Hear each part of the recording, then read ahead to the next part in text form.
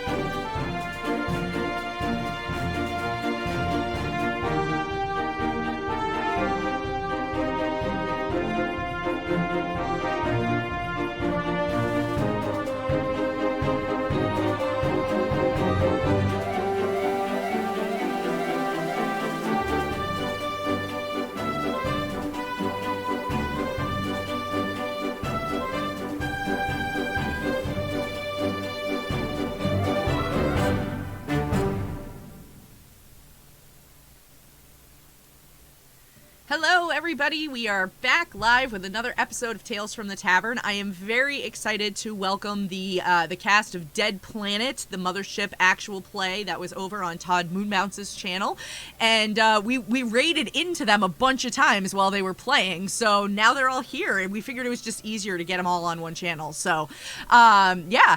So everyone looks so nice and sweet and caring. Oh boy.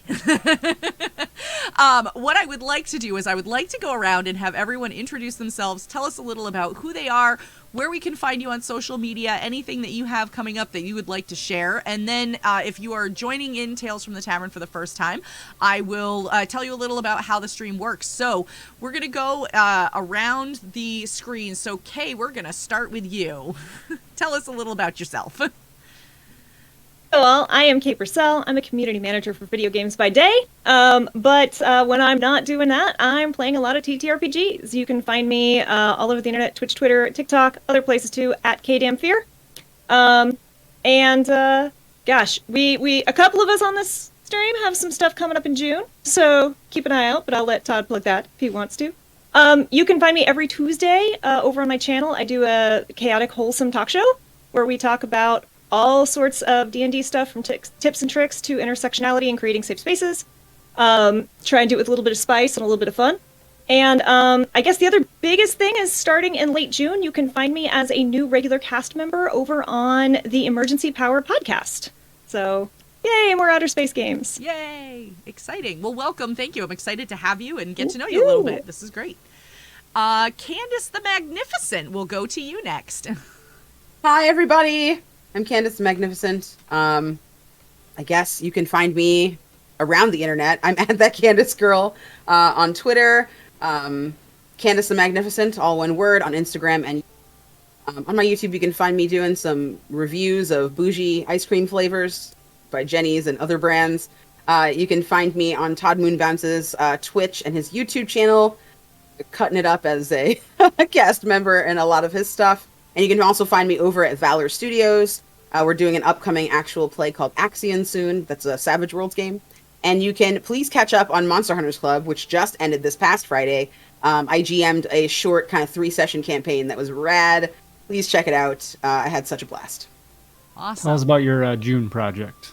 Oh, yeah. So in June, I'm going to be GMing again, Powered by the Apocalypse, also known as the Thirsty Sword Lesbian System by April Kit Walsh. Very, very excited. It's going to be a charity stream to benefit the Trevor Project, and it's going to be across Tuesdays in June for Pride. So That's lots awesome. of love to my queer fam out there. Please come and join us and say what's up. Super awesome. And that system is, I've never played it, but I've seen it played, and it is like amazing. Right? It looks really good. I'm so excited. Yeah, it was a lot of fun to watch, so I hope it goes really, really well for you. Thank you. That old DM, tell us a little about you. So everyone on the stream can call me Rich, absolutely. Although that old DM, I have a Twitter handle at iCrusaderblog that you can find me. But mostly I've been new to the streaming space, having helped Todd with a couple of different projects. including his Deadlands horror on Headstone Hill run that we did. It was 27 sessions long. Was absolutely a ton of fun, as well as Dead Planet. Dead Planet was my first GMing on a stream. But definitely check it out. Super exciting. And then hopefully we'll be announcing some other projects coming up in the future with my involvement. Awesome. Well, welcome, and I'm looking forward to getting to know you as well. So, Todd, welcome back. Alrighty, hello. Thanks for having me again, Luna. Always a pleasure. One of my favorite communities out there to be a part of yours. So thanks for having me back. Everyone can find me online at Todd Moonbounce, Twitch, Twitter, etc., where I, produce and run tabletops. So also creative director and co-founder of Dungeon Jedi Masters, a podcast and more for content for the Star Wars 5e system. And along with that, this Wednesday, May the 4th, we'll be premiering my next chapter in Hut Space Adventures, a 3-part miniseries diving into Star Wars 5e. So that is the next thing on my list. And then Thursday will be next episode in Vagrant Freighters, a radio show style actual play where we cut out all the mechanics and dice rolls and things. So it's just that narrative radio show, still dictated by the dice, but we take that out for a different style listening experience. So that goes live on Thursday as well. That's what's on my agenda immediately, other than hosting, as Candace mentioned, the Thirsty Sword Lesbian fundraiser. I also want to say Kay is helping out with that as well. Super honored to have them to, being a part of that project. And I think we're still potentially looking for both cast members and sponsors all around. If you want to just help out in any way, let us know. So awesome.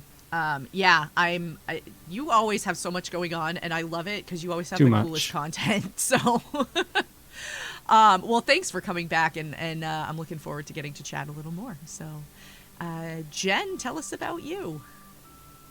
Hi, I'm Jen. I played Nyx. It was a very interesting character to play. But I do lots of different things all across the game industry. My expertise is anywhere from branding to content management to the more spicier content creators, I should say. That's my day job. And then I love just playing different characters in TTRPGs. And I don't really have a lot going on that I can think of at the top of my head.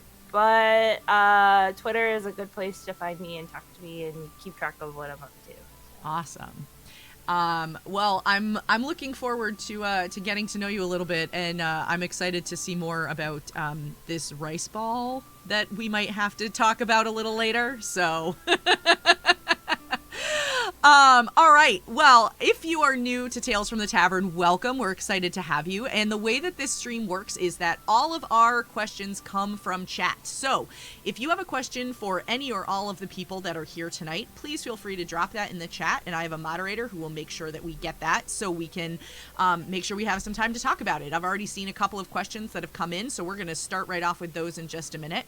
If you've been around for a little while and you've got some channel points racked up, we do have the Ask My Question Next feature. And for 1,000 channel points, you can have your question bumped up to the next one in the queue, so you don't have to wait for a super long time for us to get to it. It will be the next one that we come to. I'm eyeballing Molly, who is waiting patiently for treats. So if you have 500 channel points, you can give treats to my cat Molly, who is waiting for them already. Oh, there we go. There you go, Molly. You got your cat treats already. She's here. She's Cats ready. are the best alarm clocks. It's if you true. ever need to remember to take a medication, give your cat a treat at the same time as you're supposed to take your medication. It's Your true. cat one. Yeah. Yeah. She's all diving right into. I bet you'll start taking your medication earlier and earlier every day, though. You sure will. You sure will.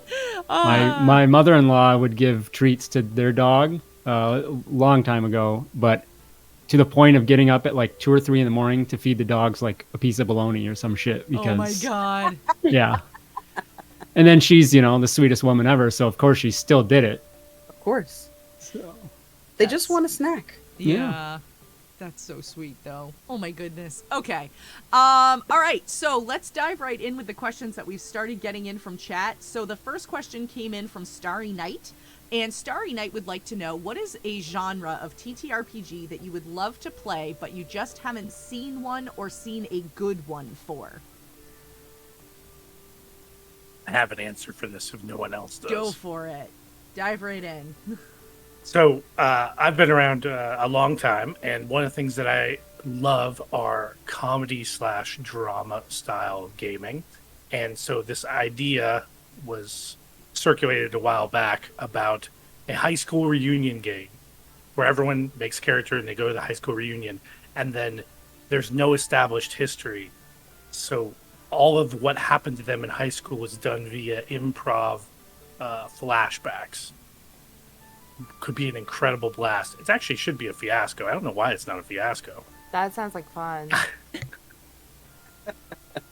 Those are the types of shenanigans I'm into. That does sound like Good a lot of fun. Not to go off track of the question, but I just got hit up on Facebook about a upcoming reunion, and I was just like, Same. I skipped Same. mine. I'll I pass. have a lot of feelings. I have a lot of feelings. I skipped all mine. Like, I went to my 10-year reunion, and after the 10-year reunion, I was on the reunion committee, and we all went, we are never doing this again, and that was it. We There had you the go. 10-year Love reunion it. and never again. Yeah. I'm getting the guilt trip because I didn't go to the 10. So they're like, where were you? Everyone missed you here. We could tell you weren't around. I'm like, I didn't know that I mattered that much, guys. I didn't miss you. Yeah. yeah. I didn't even think about it. Yeah. I'm still in contact with all the people that I wanted to see, so there's that. I don't Well, need to yeah. go. I That's That it. is a thing. After ours, like when someone that actually happened to go to high school, because I went to like way too many schools, because military brat. So Mm-hmm.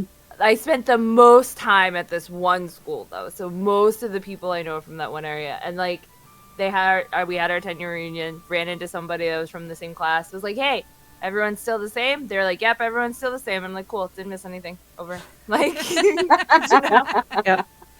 I have no desire to go back to see those people to relive those memories. All right, I derailed that- enough. Candace, did you have an answer to the question at hand?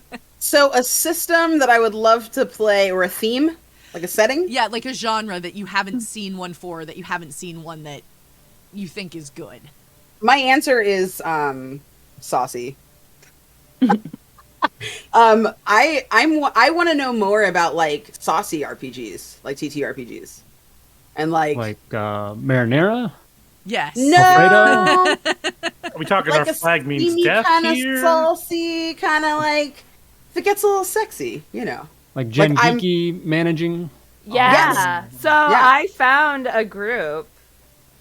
Roll for seduction. Yeah. Mhm. So I They saw followed them. me back on Yeah. Twitter, by the way. I just and don't was know if very they're, like- excited. Do they There's do a- like a regular RPG and they just happen to be people that are in that work in that Whoa. sphere, or are the Whoa. actual TTRPGs? There's not safe for work ones that are on Strobe Chat, and then there are safe for work ones that are on other streaming devices. See, that sounds like really interesting to me.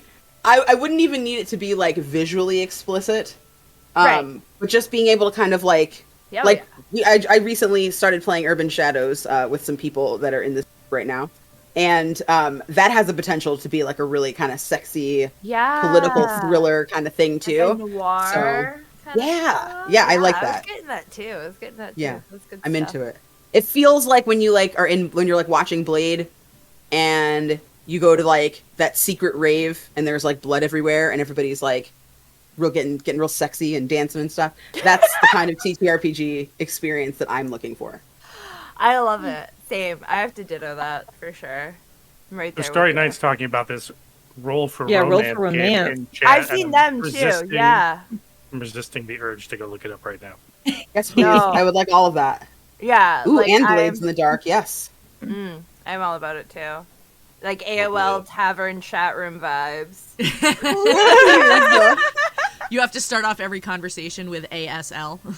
Yep. Yeah. I feel like it'd be ASL and then like R, so you can be like, "I'm an orc. How are you doing? What's up?" My skin is orange. I have light freckles across my face. Like, Right? Yeah. yeah, Amazing. that's good. I love it. I want a really secrets-based political game. Like, where battles are not won on the field, but it's all about trading secrets, double agents, like a really deep Game of Thrones level, without the, like, not the fighting part of Game of Thrones, but like maybe the battles happen, but they're like by armies.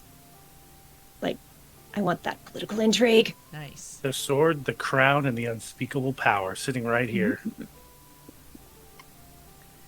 Rich is like That's already that game. plotting. Kay. Right? He's like, Absolutely. Yay, Starry Night and I are on the same page. Yep. I'm gonna give Mr. Tablecat a shout out here because it was could call it a genre, I guess, that I didn't know I wanted until I saw it. But Street Wolves, his synthwave inspired down. setting for Savage Worlds, which we played recently, and I've just fallen in love with that genre of music. And as soon as I saw that, I said, I don't care what this is, I need to play it, and Yeah.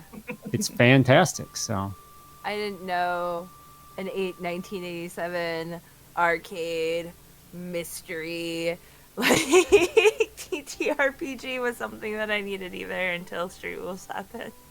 listen, like I cannot wait to play it myself. Like I watched the stream and I was just like envious. I was like, oh, I want to play it. You can be a fashionista and like that's one of your skills. You can like judge Yeah. people's outfits and like make them look the fly. edges and stuff are just so Yeah. brilliant. There's one was called Into the Groove. I forget what that did, but I think Jen, you had that, didn't you? Yeah, I gave you like bonuses on stuff if you were listening to music, which That's wild. Very Nix Coley.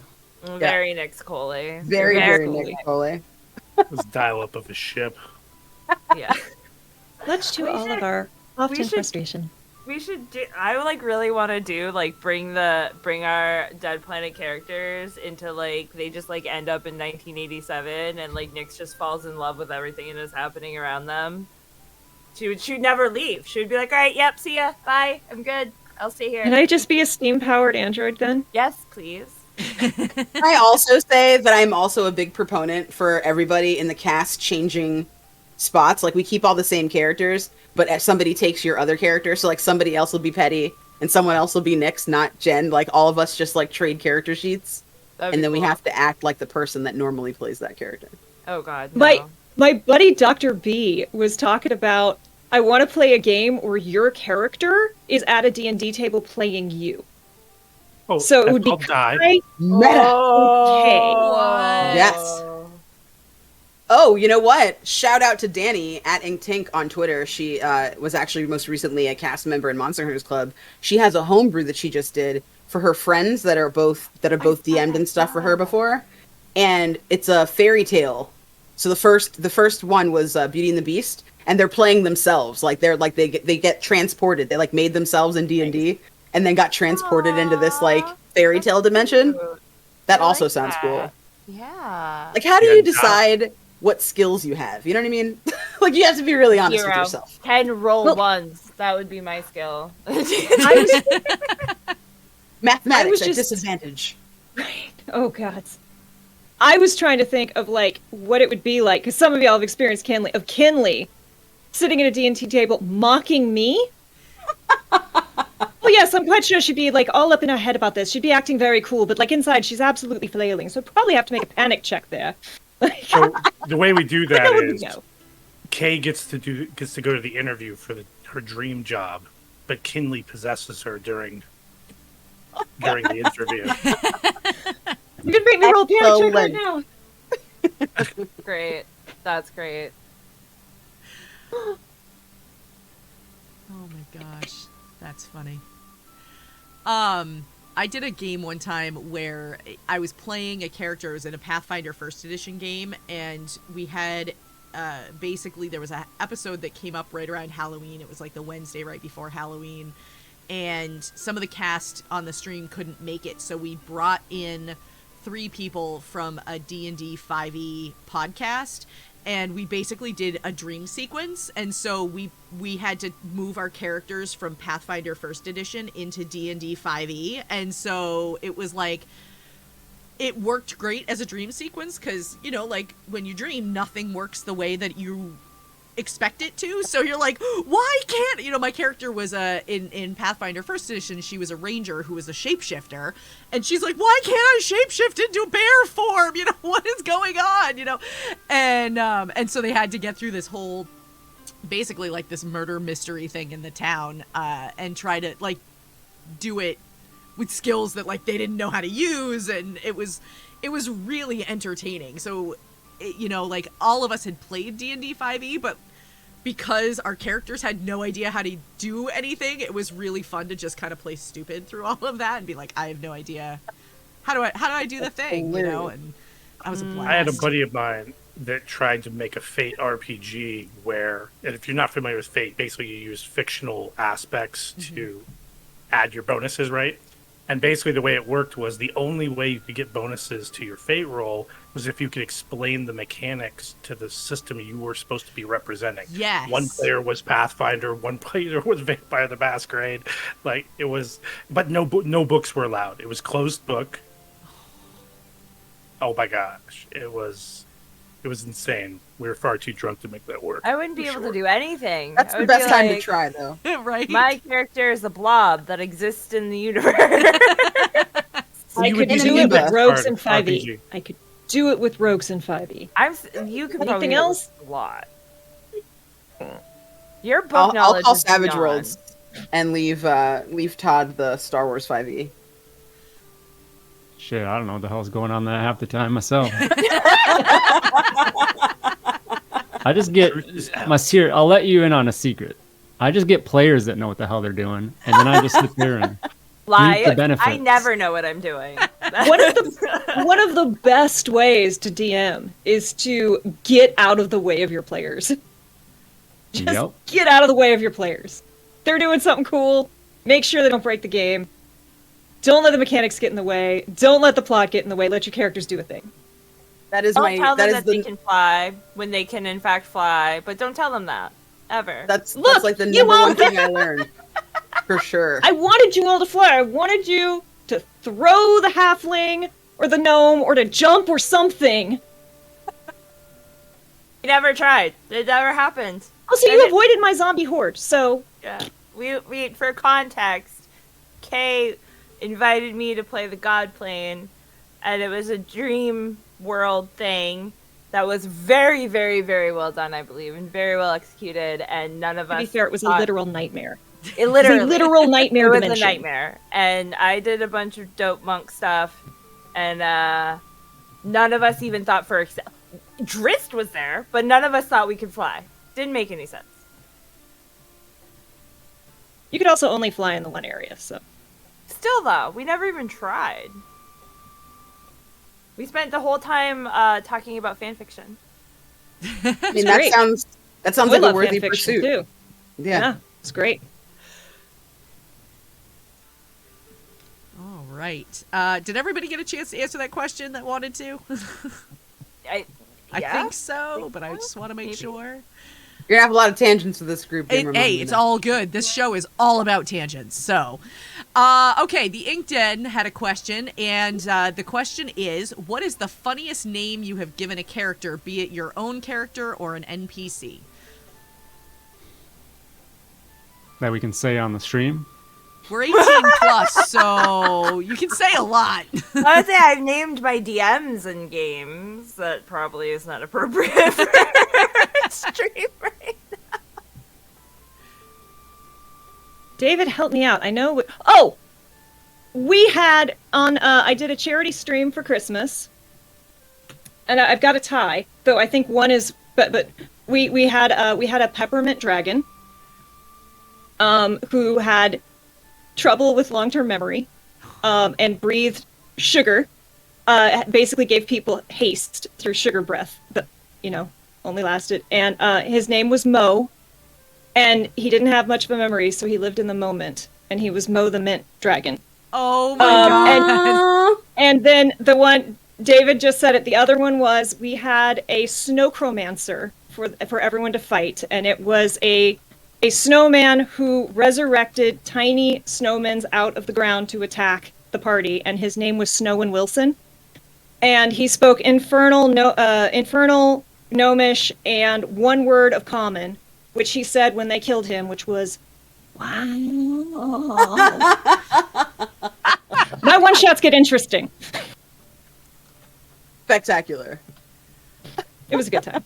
I recorded a podcast one time. So for anybody familiar with the Music Man, there's the song Marion the Librarian. So I played Marion the Barbarian. Oh, great. Yeah, she was a minotaur to boot, so that was a good time.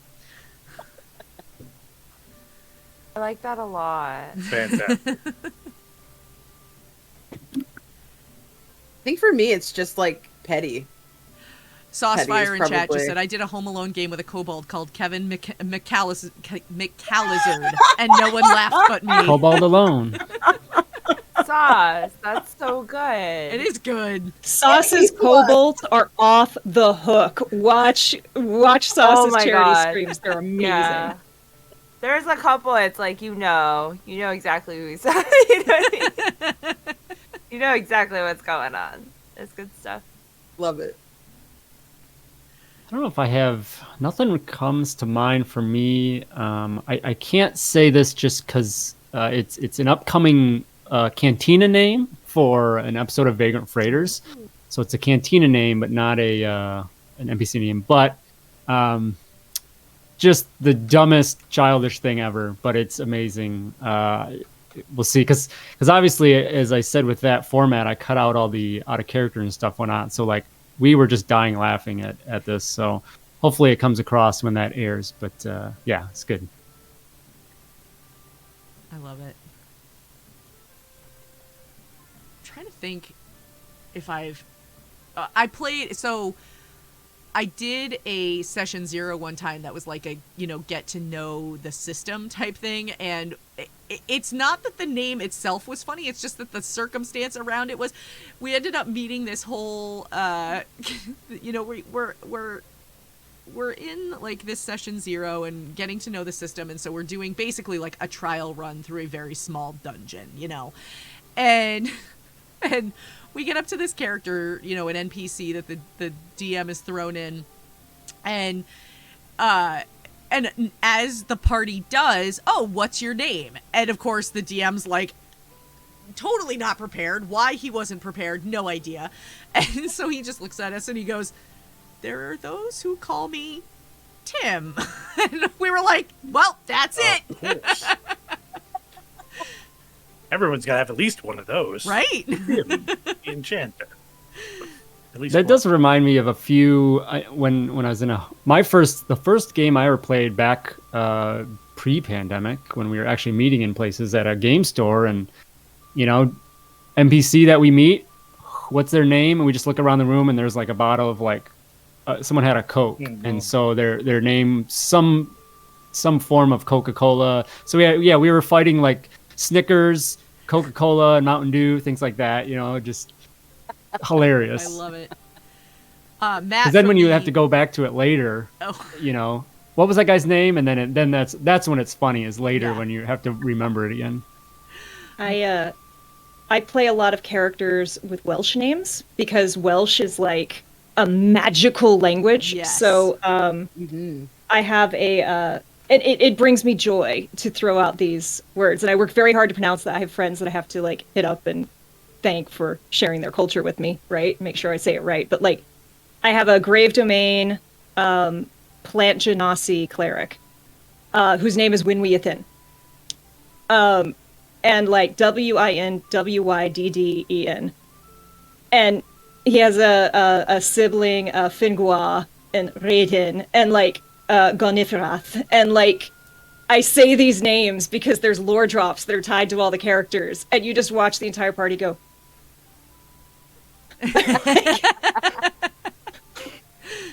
And the best part is all of those are actual words. Like, that's branch and mushroom, and like, no one's prepared for it. It's just very fun. I love stuff like that, though. Like, when there's the opportunity to put some thought behind a name, you know, that can tie something in, but it's, you know, in a language like Welsh or something like that, you know. But it's like, if you were to say it in English, it would be like, oh my god, that's the dumbest thing ever. Of course that makes sense, but yeah. Sauce, I'm going to learn some words in Klingon, and I'm going to blow your mind. I can't wait. I need it. routing in Klingon, please. Do it. Yeah.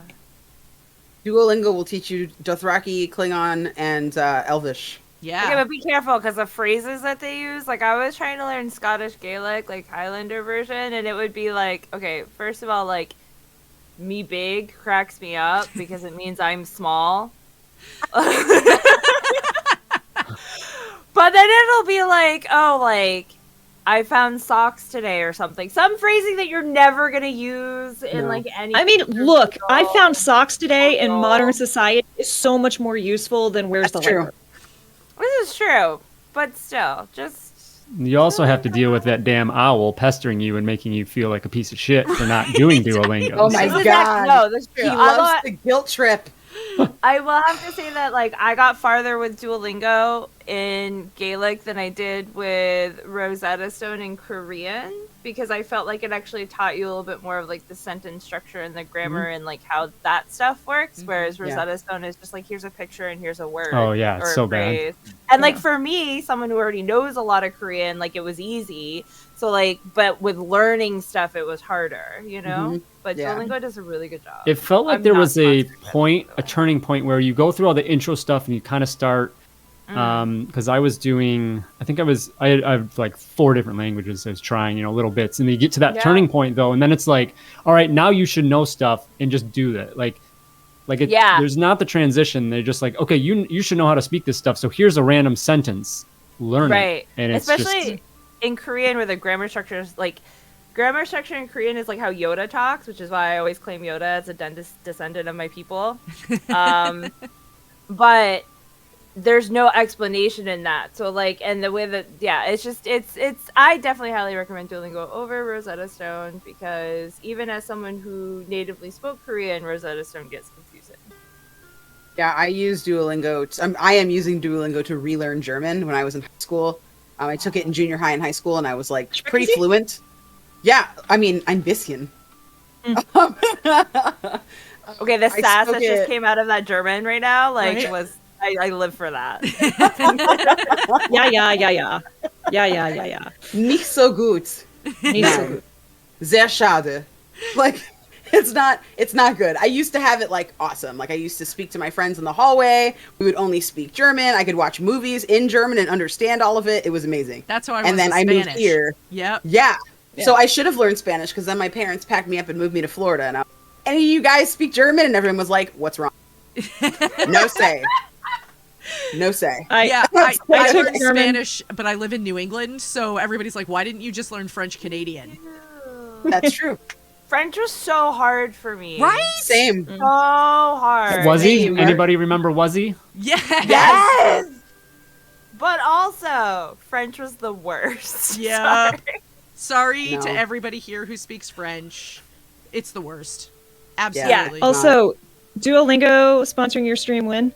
Yeah, let's make that happen. We Memorize is another one, just to throw that out there as well, that I tried. Very similar to Duolingo. Since we're on the topic. I just want to note that we can tell if you learn Korean through K-dramas. Just want to throw that. We can tell. Okay, continue. Can we put the educational stamp on this now? Because we've had a discussion about languages, so this is an educational stream tonight now. I love it. All right, let's see. I'm going to dive back into another question that we got. This one comes from Full Rubber Ducky. And the question is, my question, what was your favorite part of the Mothership system that you encountered when playing Dead Planet? I mean, I think that there's a really obvious answer, which is panic. Panic saves, panic checks. Those are great. I live for them. So, especially because, like, as a player, you're scared like, because the game is getting weird and things are happening, and you're like, ugh, I'm freaked out. So then you're like, I don't know, man. I think I'm like a little panicked right now because, and Rich is like, panic save! And you're like, You can just at me next time, okay? Yep. At Jen. When Jen gets freaked out, her character has to make a panic check. And I would be like, well, she's kind of freaking out right now. And they would all be really? like, why did you say that? Stop talking. Mute the whole your mic. table is like, Jen will be like, you learn know from your that. mistakes! I mentioned that in the Mothership Discord, and Sean McCoy agreed. That is the correct way to execute panic checks. Is when your players say they're freaked out. Yeah. And it's hard to not say you're freaked out because, like, weird stuff's happening, you know? It was not easy. That's the best player right there. My favorite part To lean is I into got through I've never played such a combat useless character before. And, like, the Mothership says it was like an experiment, right? Like, they're like, Todd was like, your combat's a 13. And I'm like, yeah. And we need to point out, this is 13 of 100. Yeah. Yeah. This is not You have to 13 of roll 20. under. No. Yeah, and It's I bad. roll Roll under Under it. 13 of And 100. I am not a good roller. We don't get along. On the flip But, side, you managed to kill somebody. listen. Spoiler alert. But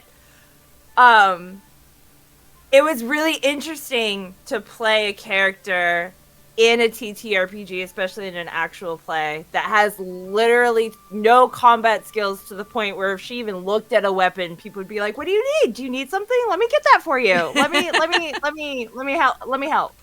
And No, you don't get that gun. No. and I've played not like completely combat useless, but like in 5e, like it's not as you can't play a combat useless character as much in 5e unless you have a very specific setting and the right players, and it still come out as like you have impact in the story. You know, Nick still had incredible impact in the story, even though she was only allowed to pick up a weapon one time and never again. So, like, that was the coolest part for me, I think. Yeah. I really liked how this system gave you a buffer for you could fail and you could die, but that didn't mean you were out of the game or you had to come in with a completely new character. Mm-hmm. I liked there's for those of you who don't know the system, you come into the game with stacks, which are like extra bodies in the ship. Stop PK. That was Yeah. us. That's That us. was you? Todd and I. My bad. Never mind. Never That's on mind. the Take it game. back. I like what you all did. So to the if you game. play core Mothership, you will die and you are done. Todd's like, you will definitely die. So that was Yes, that was you will a production definitely die. decision between Rich and I, because we needed to go 7 to 8 episodes without that happening. So as we saw, highly likely. So yeah. I think kind of on that note, yeah, I love the stress mechanic, the panic checks, things like that, especially the improved panic table for the 1E edition, first edition. The wound table is another element, though, that's just great. You know, basically high probability of death, and not even that, but before that, just the narrative descriptions or help that they give you for when you take a significant wound from different things, and it just, I remember the one Jen's kill there, and offering up the suggestions of what that specific wound meant, and yeah, just a great little aspect. Yeah. I would add, and then it's interesting because everyone's focused on that part, but one of the things that I think is really a stroke of genius in the system is each class type has a specific trigger that causes something to happen in the game. And it emulates exactly what that person's going through. And so when the scientist fails a sanity check, everybody else takes stress because the brain is losing it, right? The Marine, you know, when they fail a panic check, you know, everyone freaks out, right? Fear save. And then, I think of it's fear saves for that one. Fear Yeah. save, yeah. Yeah. Yeah. But then we have, of course, the android, who does the thing that is the most amazing emulation in the game, which is that everybody's at disadvantage on fear And saves fear. when the android's around, because they're unsettling and weird and special. And the loop that creates of you fail fear, you get stress, you trigger panic, which gets you more afraid, etc., is it's amazing. It's what makes the horror RPG become a horror RPG. And then you get fun things like even if you get a critical success, it turns into a failure. So you have a very small window of success. The at best that condition point. I think on the table, one of the best ones for that panic was the one that you got, where yes, regardless of a critical roll, there are always failures. Just wild. The other one that was really good I had in a in-person game, whenever anyone else, what was it? Whenever anyone else fails a roll, you take stress. So if other people are failing, you're taking their stress as well. It's just pretty Game nuts. over, man. That's a Game superhero over. complex. Luna, do you have an answer from Aurora that we played? Oh, Our one gosh. shot? Yeah, I'm trying to think.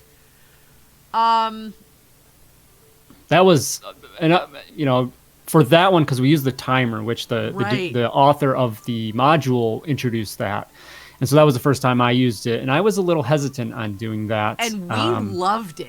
Oh my God, I loved it. It was one of the greatest things ever. Yeah.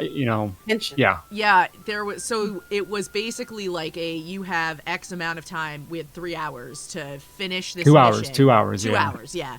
You have 2 Real hours time. to finish this mission, and if you don't, like, game over, And, oh my God, it was so intense. Like, we were watching the countdown, and we were just like, oh my God, we're all gonna die, and it just added this element of such intense stress, and like we managed to pull it out at the end, but it was like a minute left, if that. It was Yeah! so down to the wire. and it was I was just like, amazing. what are you guys doing? Let's go. Yeah.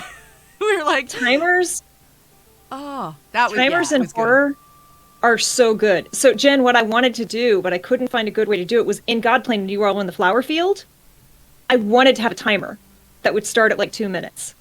And then I'd be like, roll that save. And then I would set it for 1:45. And then when that went down, I'd be roll the save. And I'd do it for 1:30 and just keep going. And that was how I was going to do all of those saves. But we couldn't make it work good on stream. And Work well on that's stream. I okay, speak because professionally. That sounds terrifying. From It would have in addition to what we already ratcheted that scene up so much. I'm still sad we didn't get to the other room. Oh, there was a lot y'all didn't get to. Yeah, but the time thing I think worked really well in Dead Planet when we had to like when we were freaking out. I was freaking out. I don't know. I was freaking out the entire module. But when I was freaking out about like when to set the time and if I set it right, if we had enough time, and I'm like, wait, who said what? You know what? I'm gonna do 6 hours. Screw it. And, like, I agree. Like having Jen have to decide on her what was the great. time was. Like Great. it was amazing. It was that gif that of the wasn't- man where he's thinking and the math equations are Yeah. Yes. Like that, we weren't watching Nyx flail and freak out. We were watching Jen flail Yeah. and freak out. you like chaos? Invite me to your next TTRPG, because that's all I bring. Chaos makes for great fun. Does Well, that's all. It was like the thing about being the scientist is that like combatively she was useless, but like when it came to pivotal decisions, everyone returned to either her or Captain Petty, and if it had anything to do with math things, and when you have the way Mothership is set up, when you have that much impact in the game, like because not only was I making decisions, but if I made the wrong decision and I started freaking out, then everybody else would lose things, and like it was a very like you become so self-aware, but your character might not be. So it's very chaotic for you as a player, I think, because you're like, oh my god, if I do this, this is gonna happen. But if but she would do this. This is what she would do. So I think that's like the kind of line in the sand for me with playing Mothership as a one shot and playing Mothership as a series. Like I played Mothership as a one-shot first, and I was a scientist. And then in Dead Planet, I played the Marine. So very different roles, very different strategy for playing the game. But for me, like, the first thing I noticed sitting down in the chair and, like, streaming that full series, like, I couldn't be as reckless as I was in the one-shot. In the one-shot, I played a scientist. Tell me more about that weird goo. I'm going to go check it out. Like, it was fine for me to go and be as ridiculous as I would, like, try to convince Todd to let me chop off his limbs and stuff. Like, I could go, like, ham, you know? But when you know that you have to kind of sustain, so that's why I chose my skull plate instead of, like, just starting over again. Because I was like, if I don't choose the skull plate, I just start over again. Like, that's not going to be fun.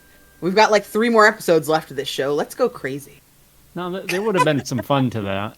Rich and I had some ideas that we were going back and forth and back and forth and back and forth about Nyx's backstory and how it would affect everything. And there is one point where I was like, I don't really want my in-game brother to be that mad at me. So, like, we're going to skip this option for now because I already know how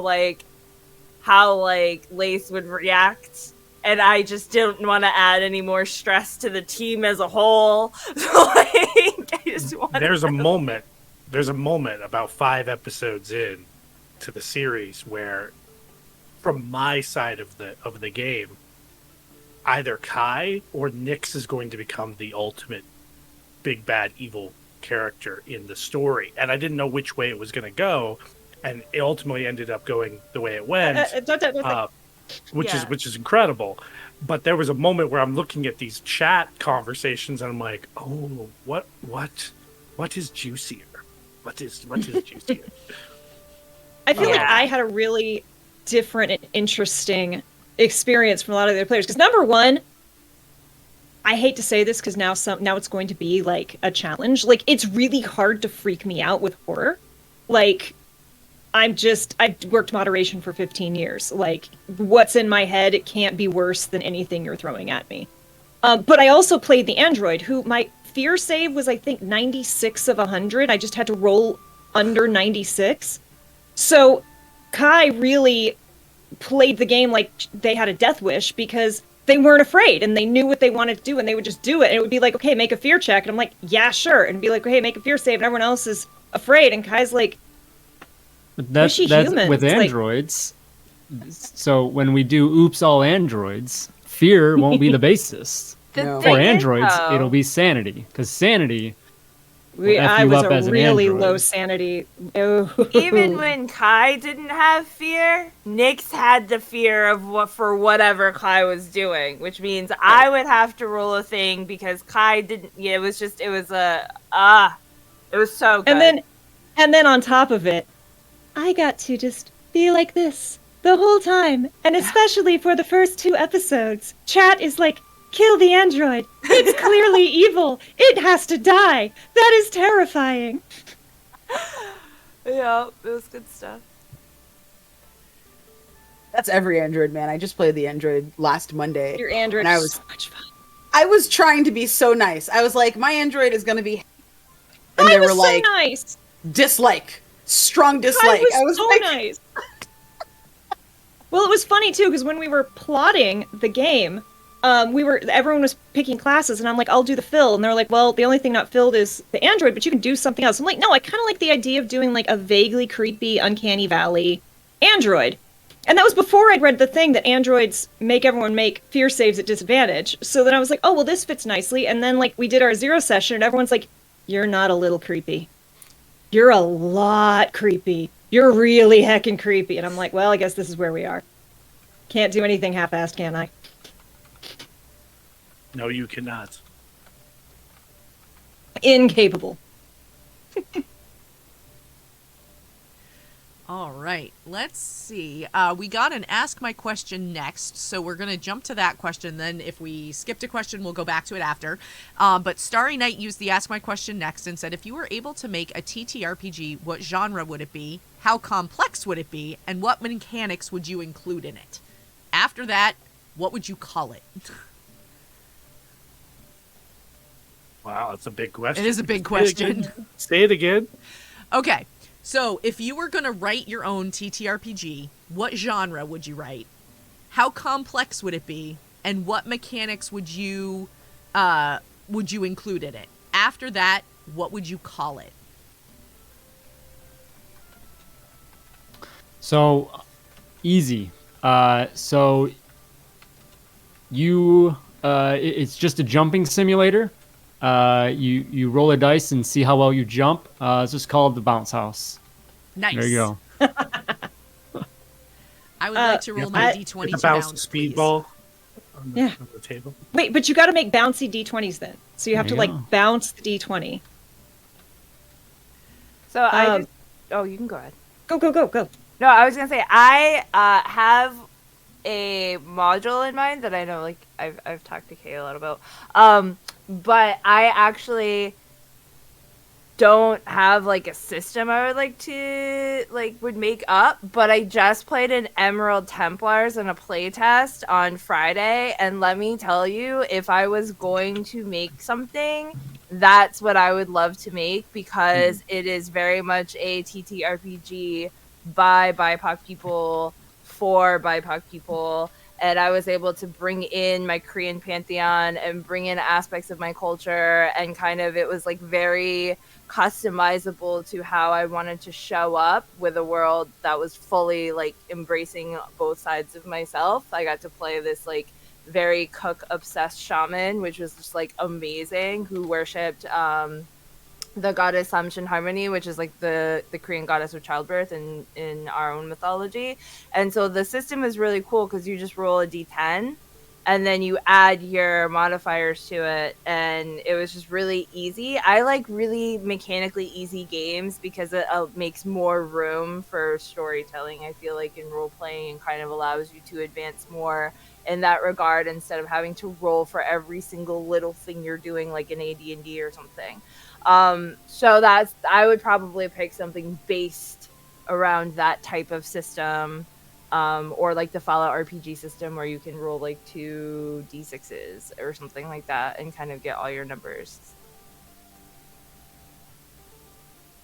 That sounds awesome, and I would like to try that system real bad. Yes, Sounds Emerald mad. Templar. I'll introduce you to They got- D'Angelo. It's Yeah, amazing. yeah, we can get you in on the Discord. Because Does D'Angelo have a Twitter avatar where he has a little beard and mustache and little glasses and a backwards hat? Yes. Mhm. Yeah, He yeah, is that's- delightful. I would Yes, love to he know is. this. He played in Yes. Godplane with us. Yes. Oh my goodness. Me and him bonded over fanfic boy love fiction. Yeah, I need. It sounds like I need to In be a part of horror that. game. But we played it in a horror game Yes. about As drift. one does with Yes. Jared. As one does. Right. But if you want to check out the system, we just did a stream of the playtest of the first playtest on Latin X and Gaming's channel. And And I'll be doing one on Creative Assembly on the Yes. 13th.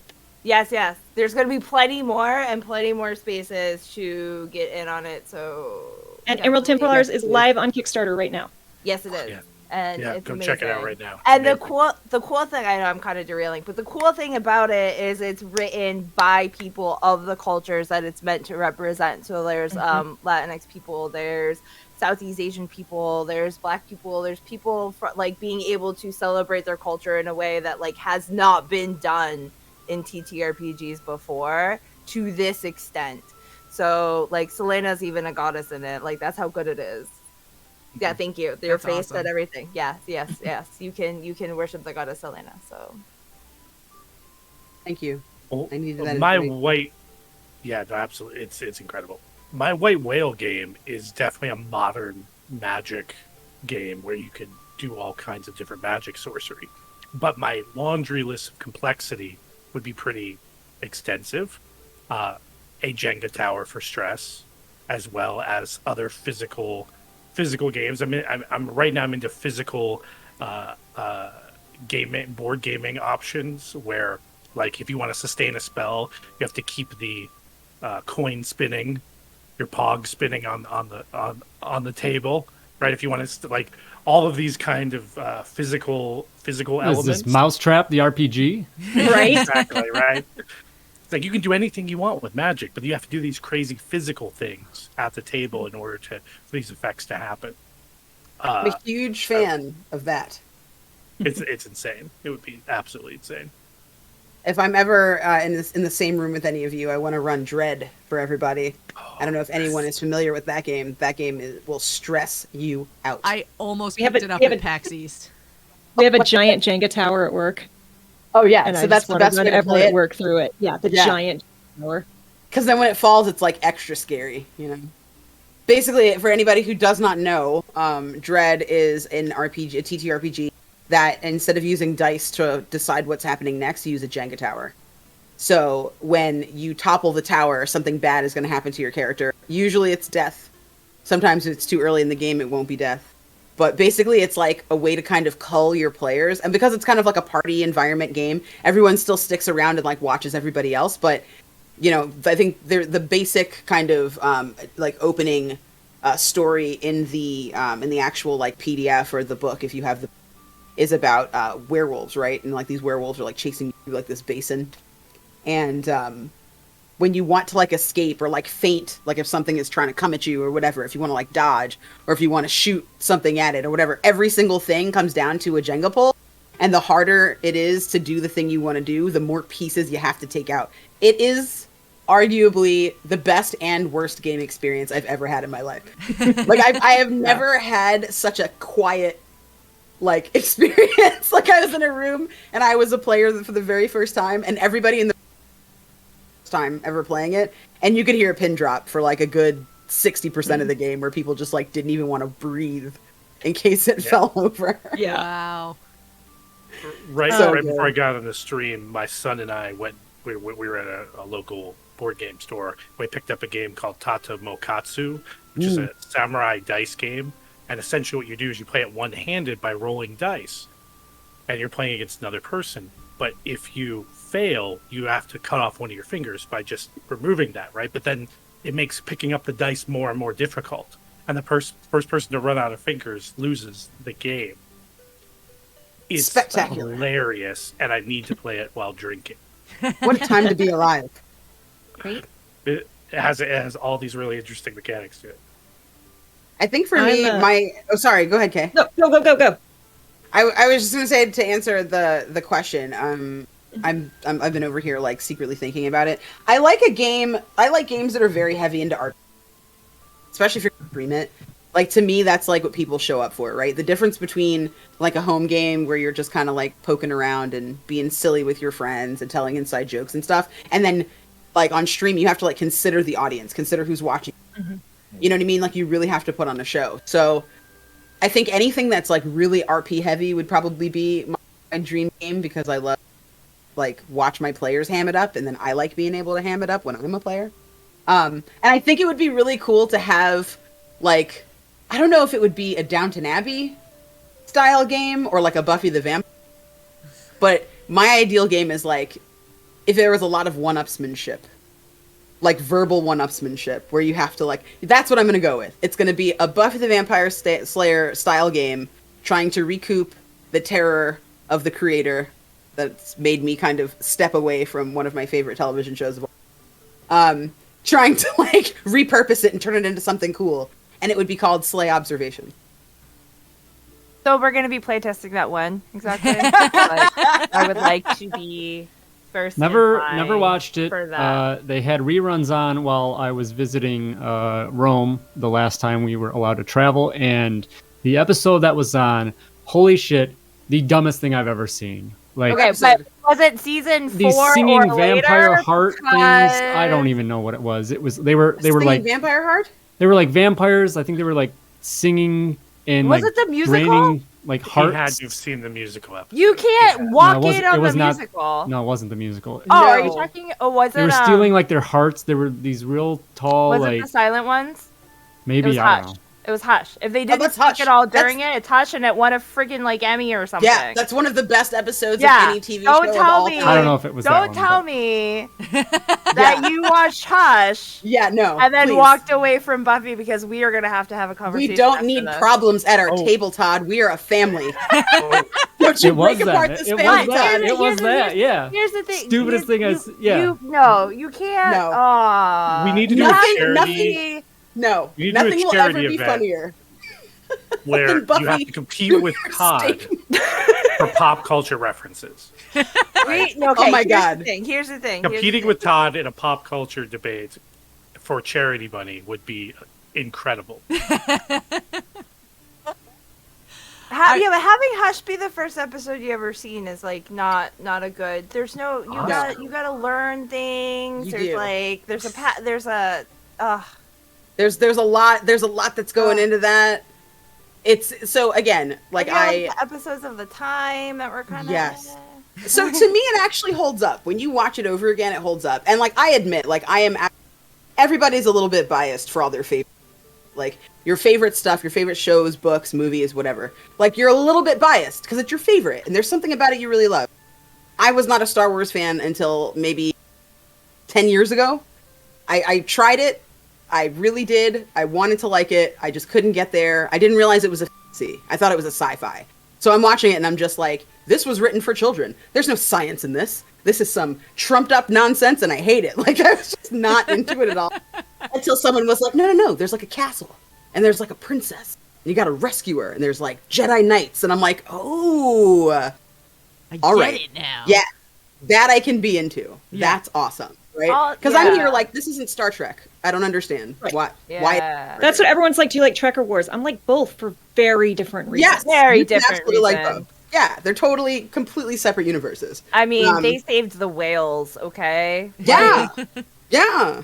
So that's what I'm saying. Like, I feel like, you know, everybody has like bias for the thing that they like, right? And like Buffy is an in sickness and in health show for me. Like my dad died, I want to say a month or two before the episode The Body came out, where Buffy's mom dies. I can't watch So, like, that. I cannot watch that. Yeah, episode. I can Can't watch do it like once every 3 or 4 years when I'm already and I'm like, you know what I mean? Fucking The Body, man.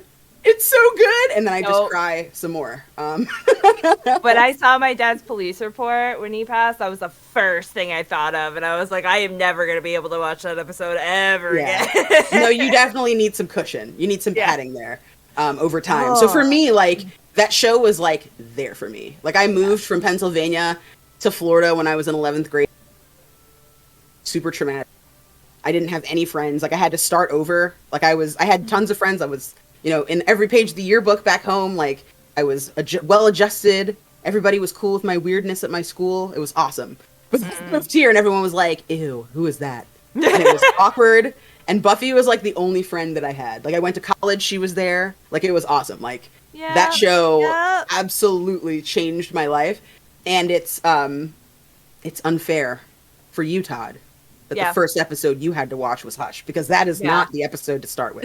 No, that would be like if you started with Something Blue. As and I there's all said, these as I jokes about Buffy and told Spike. you before, Candace, You don't know why that's funny. I'm shutting down Todd Moonbounce. There will be no more content. I'm going to dedicate my life to watching pop culture. I'm fine with that, honestly. You've heard it here first. For you.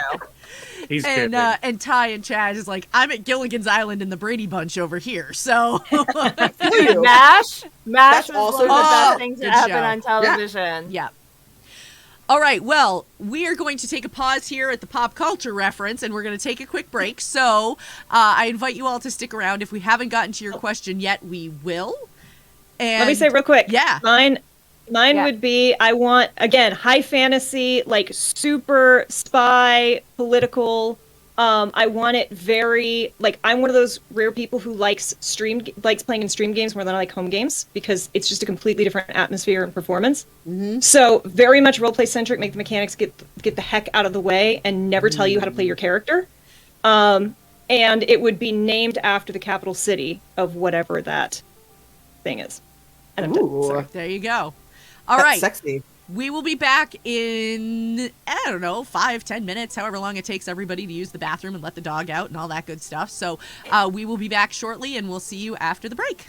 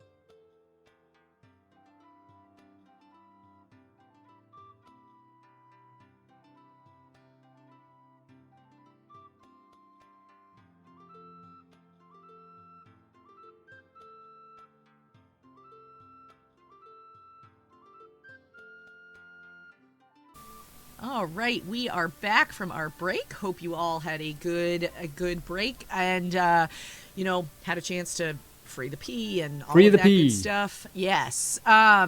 So we are going to dive right back in with some of the questions that we haven't gotten to in the first half. So, excuse me. The next question that we had comes from Matt of Roleplay Chat, and his question is, what would you say is your core DMing philosophy? Something that you stick to always, or something that you consider core to the way you run games? My way or the highway? Oh, Todd. Also, his Discord rules.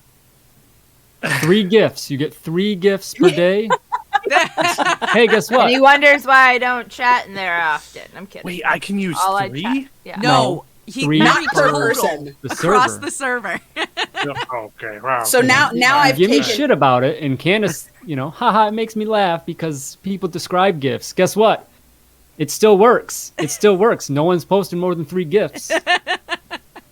But that's just a paragraph. The other day, I Todd don't was care. like, I really need some inspiration. So I described the Rob Schneider Waterboy, you can do it! You can gif. do it. That was I so described funny. that in detail, and he did not think it was funny. And I was like, thought it that's was hilarious. But Luna, it took me like 20 minutes to really think about the exact specifications of this gif. yeah, Like, I I went believe in. it. I got serious. That's a great improv practice too. Like Not how even do a you laugh, describe Faye. it? Not even an emote. No emoji, no nothing. It felt But like we a cold all- and desolate wasteland. We all I was saw looking for inspiration the and heartbreak motivation. I wasn't in the emoji. mood for laughs. We all felt the heartbreak emoji deep inside his cold chest. Thank you. Because They say it grew 3 times that day. I think Todd's a lich. I think it's in a phylactery somewhere. Get us back, No, as back far on as- track there, Rich. Absolutely. Yep, I'm going back on track. So, first of all, be a fan of the characters. Their protagonists matter more than my antagonists. Always, every day. That's it. Like, the protagonists have to matter more. Be a fan of them.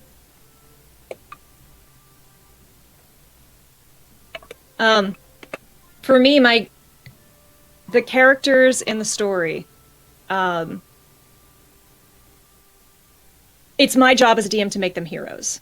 And to do that, it is also my job to make that journey as difficult and meaningful as possible. Because if they just, it's really easy to do it all, that victory, that hero status doesn't really matter. I want it to hurt along the way, so when they look back, they're like, wow, I earned that. You know that part in the hero's journey where there's huge setbacks and the character has to rise above that? Kay is that when she DMs. And I think she I am expects that all multiple DMs times. to do that to you. I like it when my characters hurt more than just a little. I am a hurt me daddy kind of player in TTRPGs. Kay is not over exaggerating in any way. I can tell you that from experience. For me, I think it's making sure that I don't over prepare.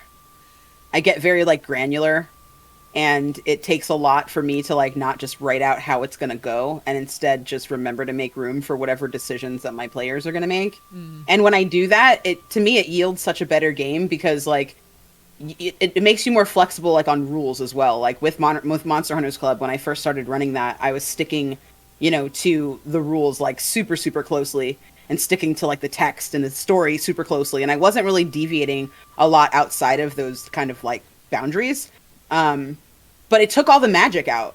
My players are doing cool stuff as kids. And I'm like, this feels, exsanguinated. So eventually I kind of just followed my gut, got with my instincts. And I created, little things that seemed cool. Someone did a really great job. They had they were rolling awesome all night. They were looking for research. So I found an extra page in this book that maybe wouldn't have been there otherwise to help the group and move them forward. So definitely just trying to stay loosey-goosey, if you will. Don't be too rigid. I think kind of piggybacking off of that, definitely like one without kind of going along with that would be allowing the players to do their thing. We talked about I don't commit the rules to memory. I bring on amazing players. That's what I do, and that's why we have an amazing game, because the players show up and then I just give them, I pave the road, and then they drive down it, if you will. To Candace's point though about following along with like the module or whatever, modules have become such a hurdle for me, and I've run a lot of them. I did the Rich would know the Living Force campaign. That was this 5-year long ass kind of adventure league style campaign they had, and then even in Horror at Headstone Hill, had an amazing cast with that group. Great group chemistry, and that stuff was all just so restrictive it held us back. And it was challenging to, because I wanted to see the story through, but I would have rather either just threw it out the window and did something else, just using the setting for framework, and then let the players come in and do their thing. Because I think it would have been, not that any of that wasn't fun, but I think it just would have been that much better. Totally agree with that, especially because a lot of those modules, like when you're working within a module or a framework that already exists, like it's not made with any specific characters in mind. So like if you have somebody that, has a skill that's really cool that could perhaps either like nerf your big bad that's in this book that's pre-given to you, right? Like if you have a fire starter and, your character, your NPC, like your big bad has a fire weakness, like you can't roll up into your game like that. So having like being able to be flexible enough, like on the fly, like, and it's not always easy, like it really isn't, but these games aren't tailored to, the specific set of players that you have at your table. So I think that's like such a good point, Todd, because you want to make to Kay's point as well, you want to make this like a stage for your players to just like go ham and like really shine and do what they want and have a nice time, and give them rules to like kind of buck up against to, create that challenge. But sometimes it kind of is a hindrance because, it's not made for these specific. Rich and I can get real fired up here on this topic, but I think like modules are to help people play the game, but they're not helping them play the game. They're telling them how to play the game, I think, as opposed to, instead of 20, 30 pages of a module, give them half that on how to, and then give them bullet points, Lost Minds of Phandelver for 5e. Give them bullet points. This is what, here's your plot points and all this stuff. And then here's, situations and things on how to run that. You don't need that 60-page module to go through and read word for word and box text and all that stuff. I think it's just, it's something you get with experience. Yeah. It comes with experience. Over plot. Yeah, always. For me, one of the things that really helps is as a player with like having pre-made up types of characters like Mothership does was really helpful for me in my character creation kind of space, because I'm ADHD. So often it's like, oh, I'm going to do all the things, and then I end up doing none of the things.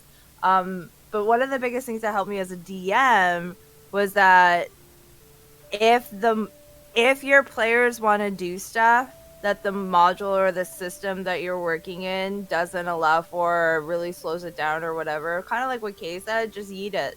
Just let them do stuff, because your players aren't going to be as invested in the story if they're not helping to create it. And I've been in so many spaces where that stuff trickles down too.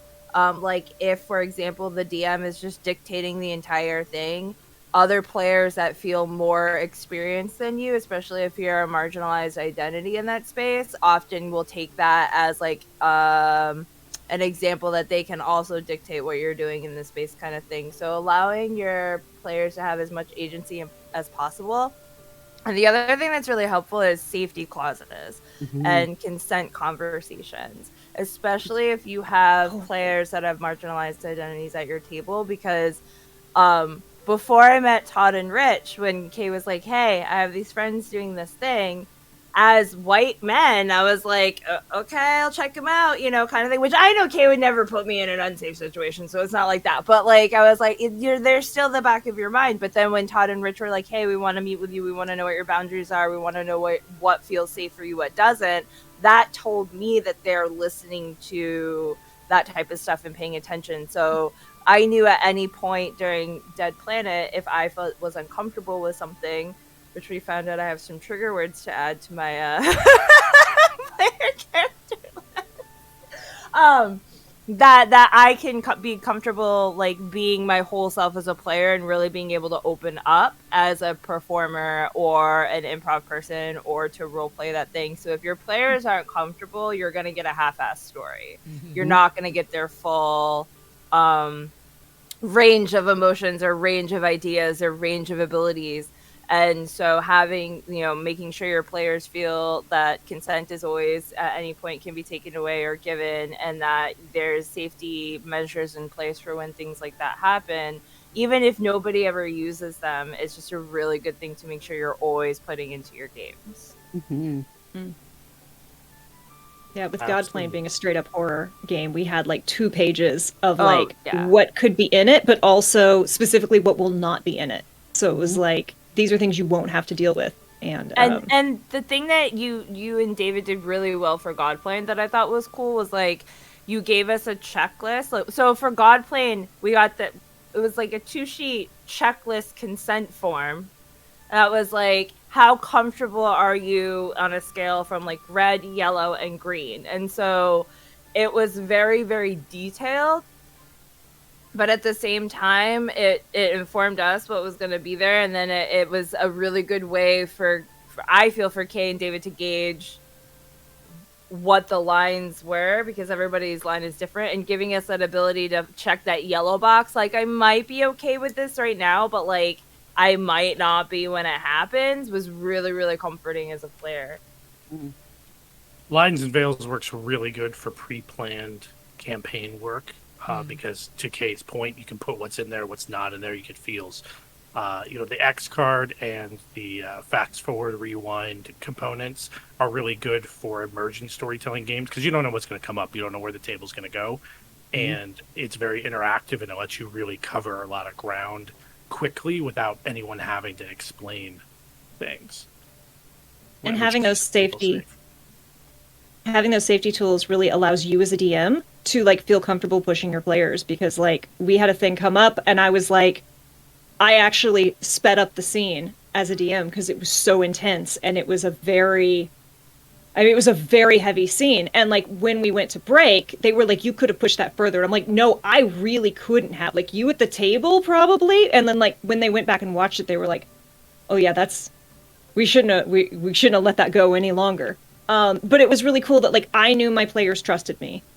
But I also had to keep in mind the audience. And so that's also something to keep in mind, is your audience and who are you playing to. Because if you're doing a My Little Pony game, look, I am all about a dark metal My Little Pony game where ponies are going through, like, I am here for that. But you got to make sure the audience is aware if that's where this My Little Pony game is going, or else you're going to cause some harm.